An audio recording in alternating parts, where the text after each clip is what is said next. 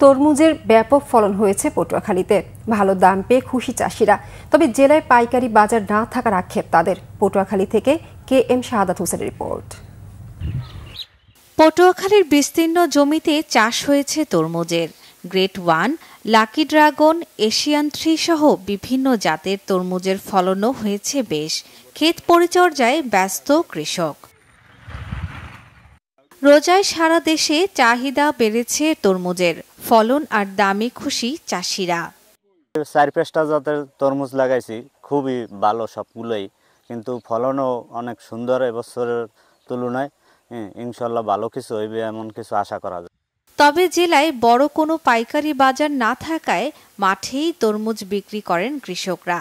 দেশের বিভিন্ন প্রান্ত থেকে ব্যবসায়ীরা মাঠ থেকেই কিনে নিচ্ছেন এসব ফল। ঢাকায় দিয়ে অনেক পার্টি আইছে, আরদে নেবে করে আমরা কইছি যে না আরদে দেবো না, খেতে পাইলে বেচা বিক্রি করবো। এর মধ্যে কাস্টমার বহুত আইতেছে যাইতেছে। 3 কেনি 20,000 টাকা হয়ে গেছে, আমরা 20 লাখ টাকা কই বললে গেছে। আমরা কইছি যে না 30 থেকে 35 লক্ষ টাকা পাইলে সারমো, নালিতে সারমো না। যে ফল থাকবে নেক্সট ওটা দ্বিতীয়বার বা তৃতীয়বার কাটা যাবে, এরকম হিসাব করে আমরা ফল কাটবো ইনশাল্লাহ। প্রচুর পরিমাণ ফল আছে এবং ছোট বড় মিলে অনেক অনেক ফল আশা করি ইনশাল্লাহ এবছর ভালো কিছু মুনাফা পাবো। পটুয়াখালীর বাজারে 40 থেকে 45 টাকা কেজি দরে বিক্রি হচ্ছে তরমুজ। আকার ভেদে প্রতিটি তরমুজ বিক্রি হচ্ছে 350 থেকে 400 টাকায়। এবছর 3000 কোটি টাকার মতো তরমুজ বিক্রির আশা কৃষি বিভাগের।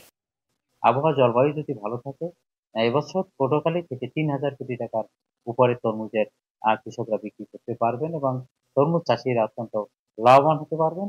তারা তাদের আর্থসামাজিক অবস্থার উন্নয়ন ঘটাতে পারবে। এবছর পটুয়াখালীতে 28,500 হেক্টর জমিতে তরমুজ চাষ হয়েছে। গেল বছরের তুলনায় তা 5,000 হেক্টর বেশি। Bangla vision news desk.